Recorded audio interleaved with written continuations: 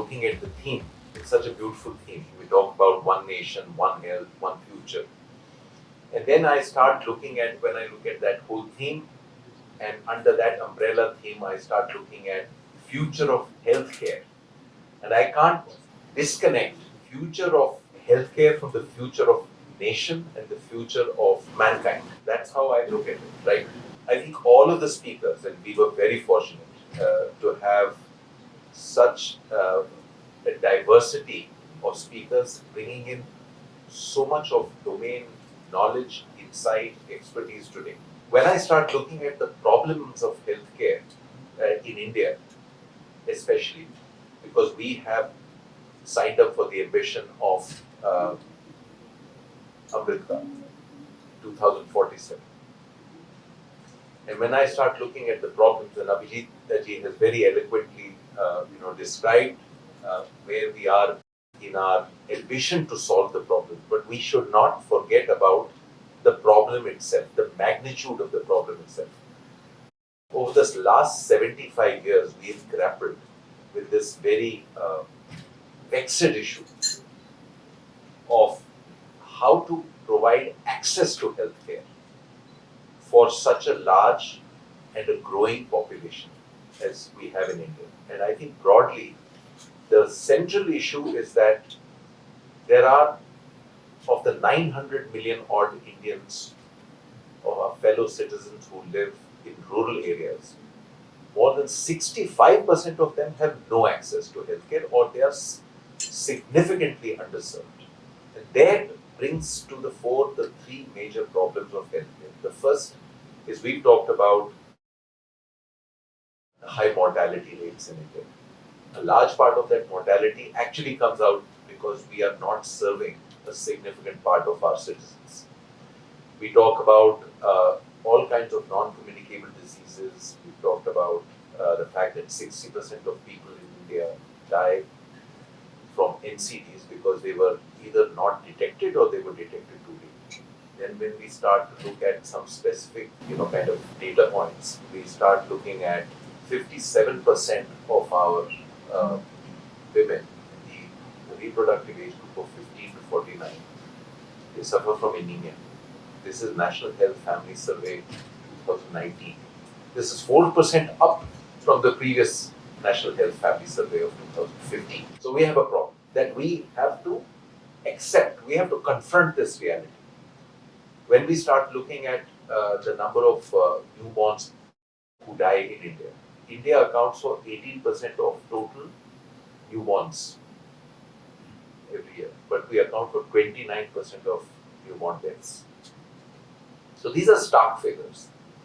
So that's the first part, is high mortality. The second part is, we do not have an effective digital ecosystem, healthcare ecosystem, where we are not able to produce any meaningful granular data that can basically, that is credible, that is validated, and that can provide any accountability and analytics.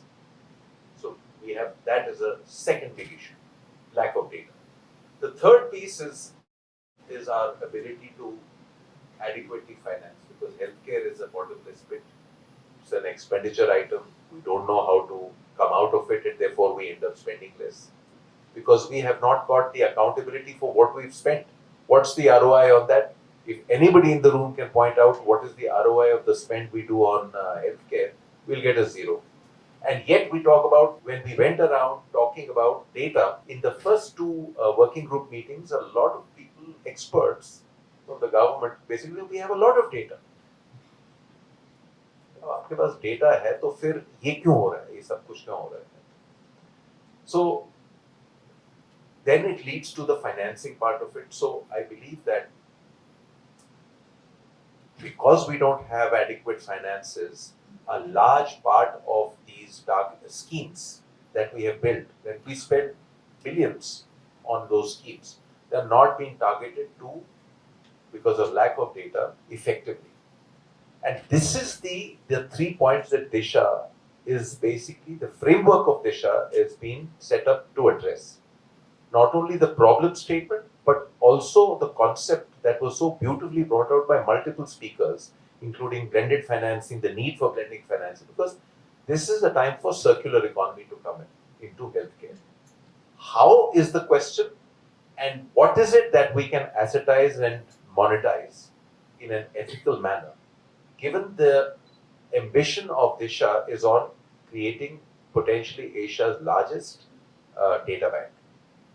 And this data bank is not in the custody of any private holders. This is in the custody of the state.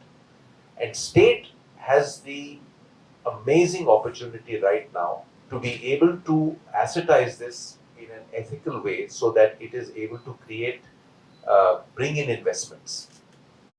Right now, all the investment mailers, the state investment mailers are all centered around land, lease, manpower. But you still have not been able to get that investment in.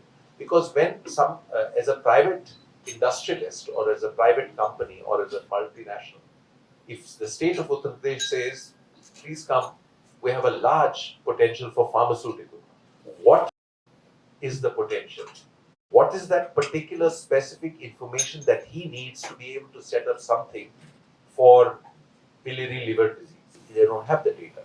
This framework of DIISHA actually is going to assist, facilitate, help states basically get the data, the quality of the data, the way the framework is set up from screening to testing to diagnosis and treatment. This is a wealth of data that the state will have, which is meaningful, which is actionable, and which is monetizable. And I believe that, through the conversations that we are having, we have now 2 years of this conversation that has helped us establish a very robust framework. And I think the best way of testing a framework is piloting it. And I think the phase 1 of the pilot, which Abhijit ji has talked about, 9 states, X number of districts, X number of ASHAs, is the right way of addressing it.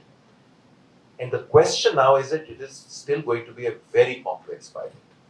It is a pilot that is going to talk to coordination between, I don't know, 10, 12, 14 departments and ministries. The action has to take place at the state level, so the implementation machinery of the state will get tested. And all of this is going to require a framework and a guideline in which to be able to execute this.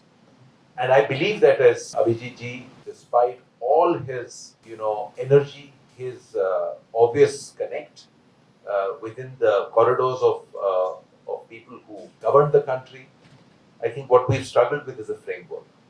And I believe after reading in detail the One Health, One Mission framework, it provides adequate language, but that needs to be still fleshed out so that this can be housed.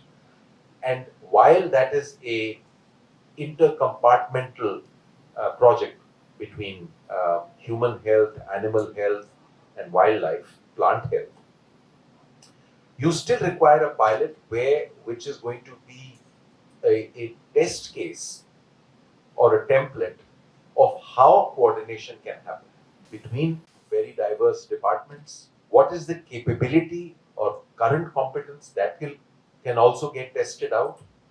And then the quality of data that will come up, and that data has to be housed in a secure yet accessible manner.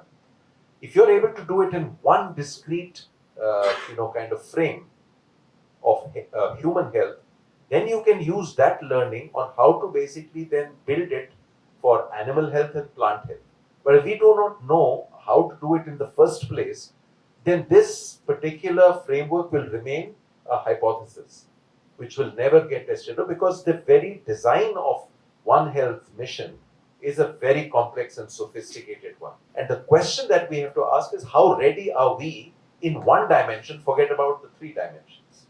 So I think it's food for thought, and I believe that what we will be able to accomplish through strong engagement and conversations with the PSA, Principal Secretary, Scientific Advisors Office will be very critical. But I think that the time is right and the pilot design is right for the two to get connected with each other. So with that, thank you very much once again for your wholehearted participation today in this session. and we look forward to working very, very closely with you and learn from you and profit from all of you. Thank you very much.